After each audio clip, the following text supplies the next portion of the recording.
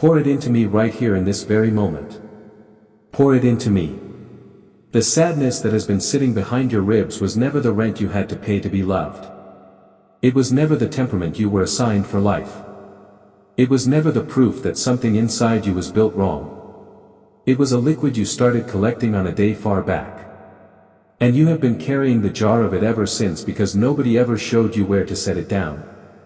Stay with me at this counter for the next minutes. Before this short message ends, I'm going to explain why a vessel held up to me empty is exactly the vessel I have been waiting to fill. And I'm going to set in your hand one sentence I had a tired fisherman write down for a scattered group of believers far from home. A sentence that will in this very hour hush the rule you have been obeying that says a faithful one carries grief alone. Hear the line you will carry through this whole message. What you pour into me does not pour out the other side. I see you. The jar in your chest is full to a level you have stopped measuring because measuring it has become its own kind of fatigue. A mother who has been holding the news of her own diagnosis from the children for months. The jar is right there just under the collarbone. A man 2 blocks over from her sits in his car after work for 10 minutes before he can open the front door because the volume of what he has not been able to say at home is louder inside the car than inside the house. There is a young one whose engagement quietly ended and who has been telling colleagues she is fine for so many weeks the word fine has started to taste like rust. An older one keeps the photograph of his wife on the dresser facing the wall now because turning it around is the only way he has found to keep functioning through breakfast. None of those rooms is closed to me.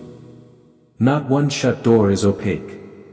A grandfather kept a chair pulled out for the daughter who stopped visiting and he has stopped explaining the empty chair to anyone who asks. The friend who used to listen all the way through your hard sentences stopped listening somewhere around the 3rd year of the same ache and you have not figured out a way to tell her. Whatever prayer you used to whisper at first light has been clipped down to a few syllables because tipping the same sadness toward what feels like a silent ceiling has begun to seem like throwing water at a wall. The body has begun absorbing what the mouth has stopped saying. The shoulders carry it. The stomach carries it. The small headache behind the eyes carries it. None of that vanishes from my attention because you stopped naming it out loud. No annoyance rises in me about how full your jar has become. A different posture rises instead. Soft, near, willing to sit at the counter for as long as it takes. I have been here on the other side of the counter the entire stretch. Not pacing, not checking my watch, not measuring whether your sadness has reached the acceptable cap before I would lift it from you. I have been right here, hands open, ready to receive whatever you would finally trust me to take. The waiting was mine to do, not yours. You were never being audited on the speed of your handover. You were being loved while the brim filled past every line you thought it could climb to. There is more inside the jar than the obvious grief. A quieter weight rides beneath the surface. The shame of being sad longer than the calendar said you were allowed to be sad. Guilt about dragging the same weather into rooms where other people are trying to enjoy a meal. Fear that the sadness has become your personality now and that the brighter version of you everyone remembers is not coming back. Exhaustion from pretending that you have processed something you have not even fully named yet. A small bitterness has begun curdling at the bottom of the jar because the sadness has been sitting too long without anywhere to drain. Each of those secondary liquids is in there with the main one. Each of them counts. None of them disqualifies you from the counter where I am standing. Open your hands now. Palms turned upward, resting in your lap. The way a person sits when they have stopped guarding the inside of themselves. That gesture is older than language. Your hands have been the lid of the jar for years. They have been clamping, sealing, holding everything in so that the outside world would not notice the sloshing. Permit them to release the seal for a few breaths. Feel how much the rim of you wants to be opened. Those hands resting in your lap were not made to be lids. They were made to be cups. A cup is what a hand becomes the moment it stops trying to hold things in and starts being willing to receive what is being poured. The sadness inside you did not arrive in one shipment. It accumulated drop by drop across many seasons.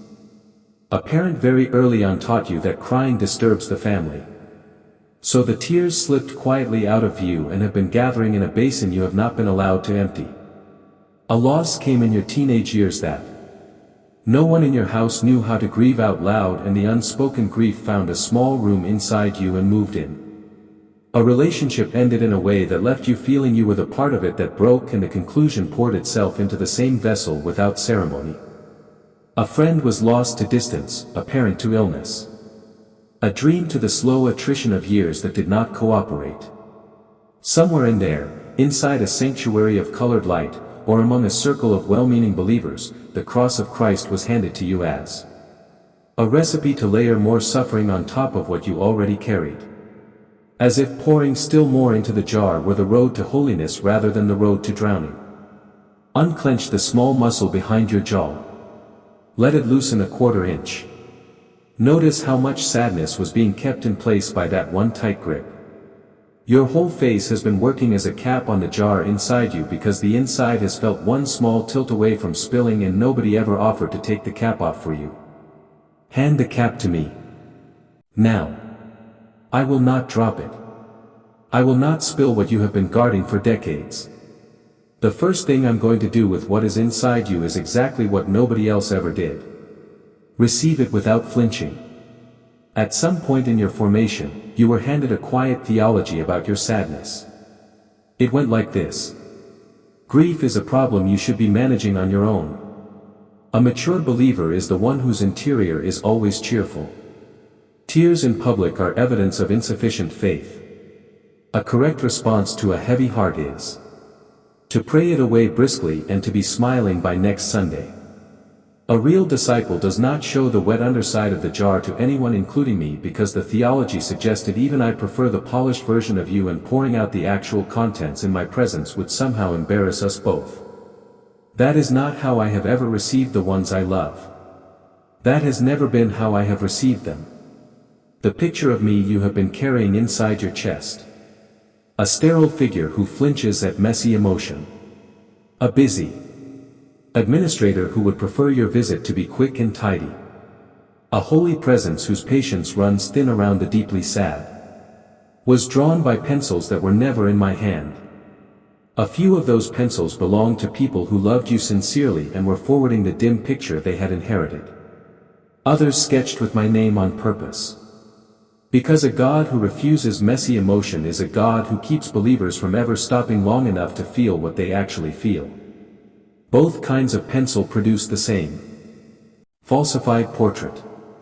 And that portrait has been keeping the lid screwed on for far too long. Set the drawing down. Lean it against the wall while I describe how a father actually receives a jar that has been filling up unnoticed for too many years.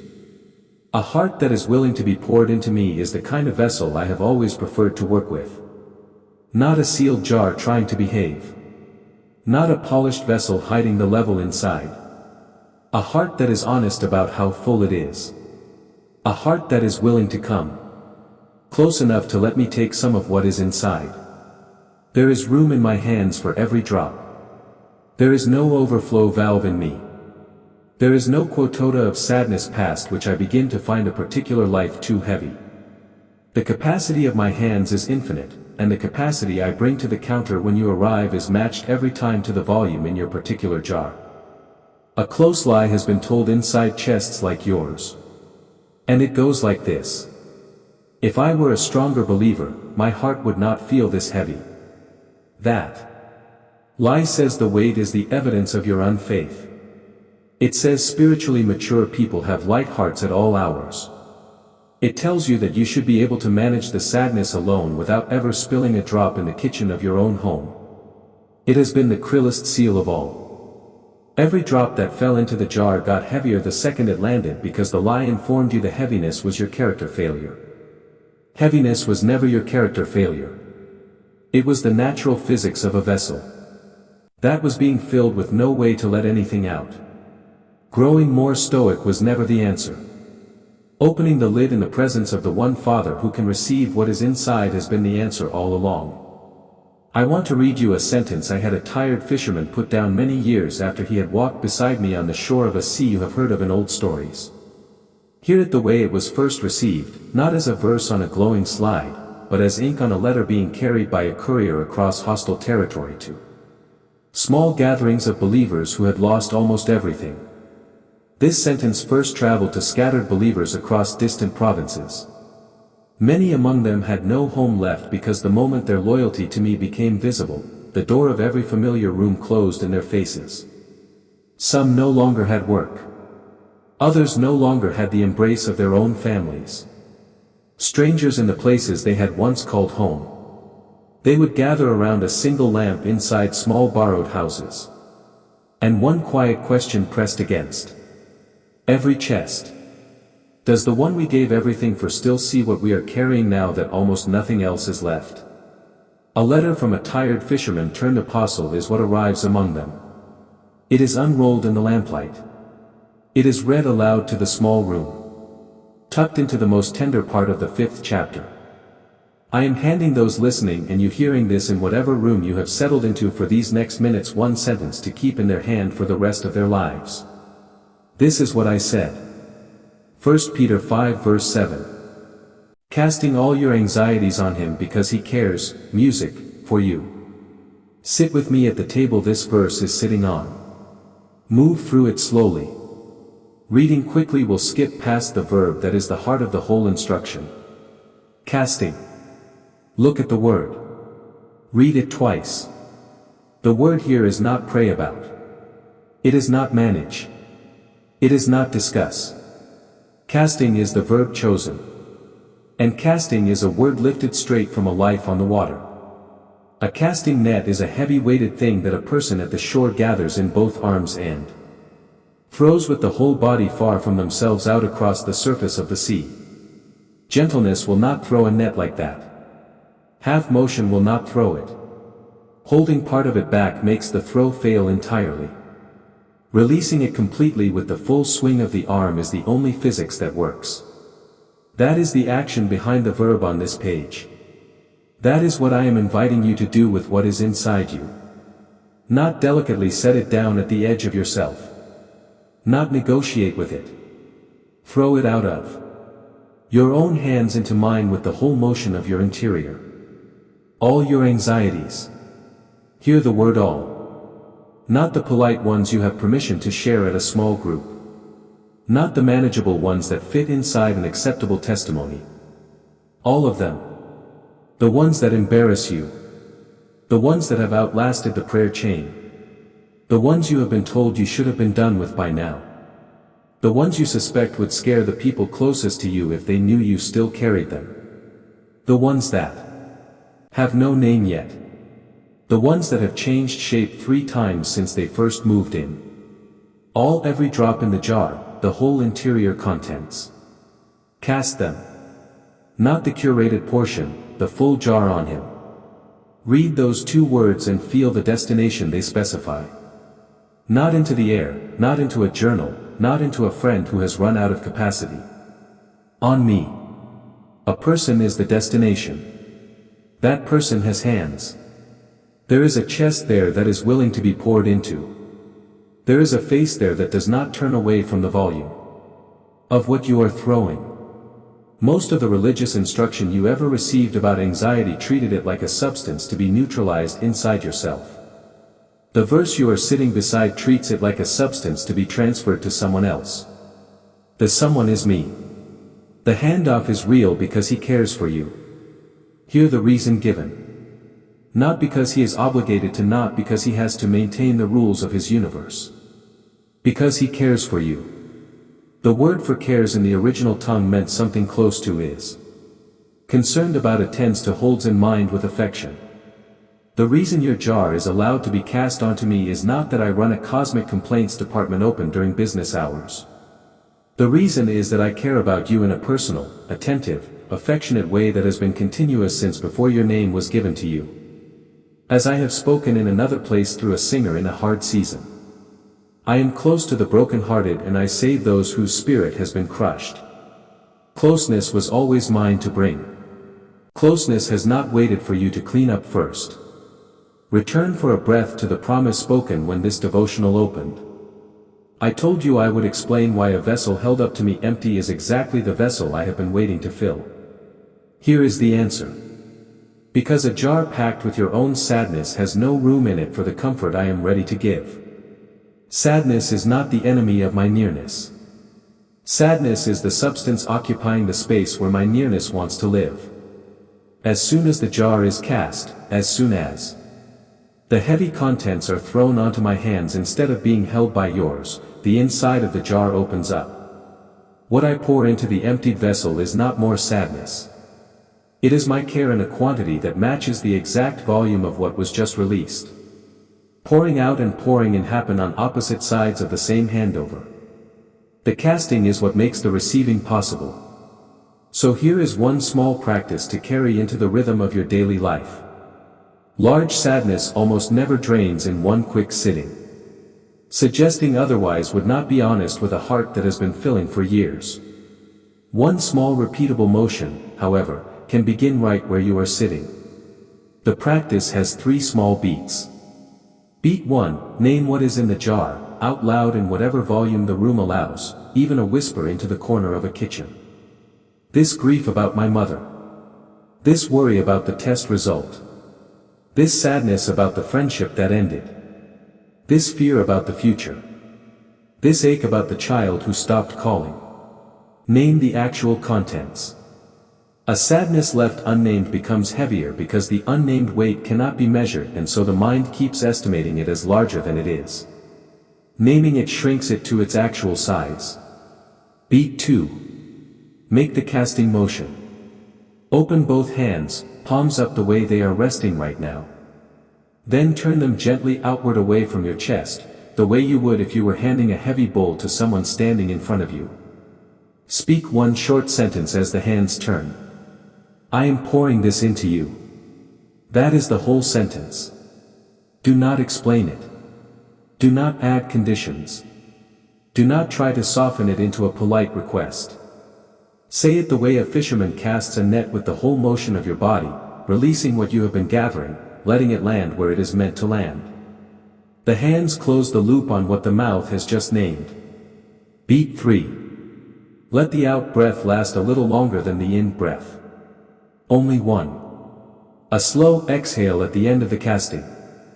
Your body absorbs more from a slow out breath than from 1,000 spoken. Instructions to relax. Inside you, the autonomic system has been holding readiness too tight for many years because the inhale has been wider than the exhale. That is the breath pattern of a body preparing for impact. A slow out breath signals to that system that the impact is not arriving because what was inside the chest has just been transferred to a father who is willing to hold it. A slow out breath is the smallest possible signal of trust. And it lands inside my ear with the same fullness any longer prayer ever could. If anything in these words is settling into the place where the sadness has been living, drop the word pour in the comments below as a small yes to yourself. Inside the pinned message just above this video, 7 brief letters already wait for you. 1 to greet each morning of the coming week, slipped into your inbox the moment a quiet yes lifts the lid. Take them. Those 3 beats are a practice you repeat as often as needed. Your first attempt may not feel like much. By round 10, it may still feel mostly like a ritual whose effects you cannot yet measure. After 30 or so repetitions, however, you will register that the air in the room has gotten a little wider around you. Past 50, you will pass an entire evening without rehearsing the contents of the jar in your dreams. Past 100, you will look up midway through a hard week and realize the jar feels lighter, even though nothing visible around you has yet changed. Watching me carry what you have cast is not the kind of seeing that happens on the surface. The only thing you will register is that something which used to stagger you is no longer at its old post inside you. Hear this clearly. The hands that have just received your sadness are not a sieve. They are not a temporary receptacle that returns the weight to you when my attention drifts. My attention does not drift. What you have handed me stays handed to me. Years from now, on a quiet morning when the sadness you cast in this hour no longer lives inside your chest, You will look back and notice that the moment of casting was the moment the long unloading began. Releasing what was heavy into my hands is never releasing it into emptiness. It is the first half of the same motion in which I pour something else back into the room that has finally been made. To the one who has previously attempted to hand sadness over and stepped back, convinced that nothing shifted because nothing visible around them rearranged itself. Hear me. The handoff was real even when the eye could not see the difference. A body that has held a particular weight for many seasons cannot register lightness right away. Inside filing category yet exists for relief. So the first day after the casting your interior files the moment under still carrying simply in a different posture. Cast again the next morning. Cast again the morning that follows. Continuing to release teaches the inside of the jar what empty can feel like. And empty is the precondition for what is meant to arrive next. None of my patience as a teacher runs out. And I do not grade the speed of any unloading. For anyone who has been told that grief on this scale must be a private failure, hear this also. The grief you have been carrying is not a private failure. It is the natural cost of being a soft-hearted person. In a world that has done what worlds tend to do to soft-hearted people, the tenderness inside you that has made the grief so heavy is the same tenderness that has made